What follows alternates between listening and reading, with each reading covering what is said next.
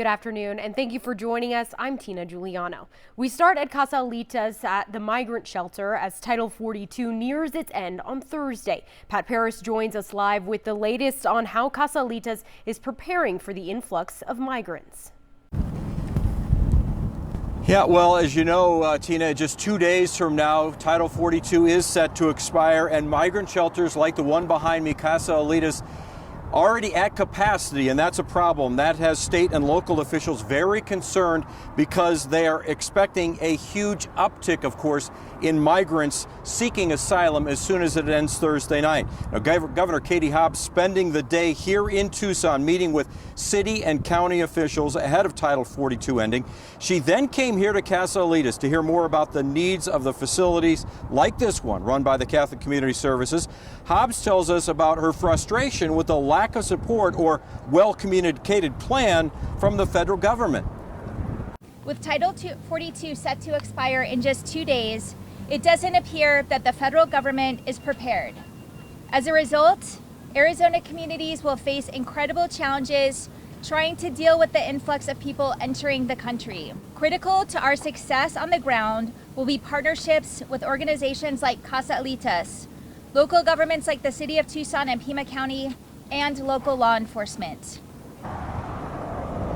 Hobbs says she will use $7 million already allocated to help with migrants, plus an additional $15 million in state funds for transportation of the migrants, but is continuing to ask the federal government for more help financially. Governor Hobbs, of course, here outlining again her 5 pillars as they get set for the end of Title 42. 900 Side's Kenny Dar here as well. And Kenny, you were able to find out a little bit more about Casalitas and the expectations they have. They expect a big rush of migrants. That's right, Pat. You know, as we just talked about, Title 42 is expiring this Thursday. And speaking to the executive director of Casalitas, Teresa Gavindish, earlier, she says they typically see upwards of 650 migrants per day. Now, these are women, children, men, entire families coming from many different countries, some as far as India. Now, she also says those numbers are expected to increase in the thousands as, again, Title 42 expires this Thursday.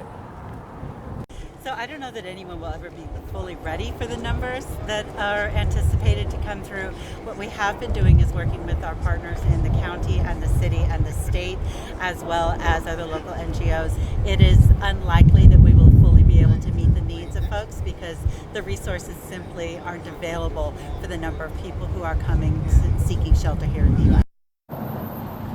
Now, as you just heard Cavendish, Pat said those resources will be run thin, but they will continue to work with local, state, and federal authorities as this Title 42 does expire. Yeah, and we're learning a lot about how these local nonprofits are ramping up and getting ready, despite the fact that the federal government has not necessarily come out with a plan. I think there's a lot of frustration we heard here today. Not going to really know until Thursday, it seems like. We'll know a lot more come at least by Thursday or Friday. Tina, we'll send it back to you now. Back with more coming up a little later on here at 4 o'clock. Thank you so much, Pat and Kenny. Now, Customs and Border Protection is revamping its CBP One app to help streamline appointments to seek asylum. Starting tomorrow, asylum seekers may request an appointment from 10 a.m. until 9 o'clock the next morning. And starting Friday, the total number of daily appointments will be raised to about 1,000. A percentage of daily appointments will prioritize asylum seekers who have been waiting the longest. CBP One's expansion does not change requirements or restrictions to apply for asylum.